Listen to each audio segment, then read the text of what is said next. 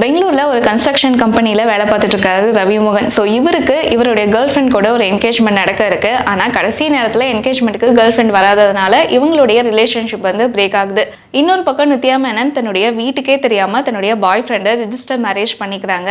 மேரேஜுக்கு அப்புறமா தன்னுடைய ஹஸ்பண்ட் வந்து இன்னொரு பொண்ணு கூட ரிலேஷன்ஷிப்பில் இருக்காங்க அப்படிங்கிற விஷயம் தெரிய வந்ததுமே நித்யா மேனன் அந்த ரிலேஷன்ஷிப்பை பிரேக்கப் பண்ணுறாங்க.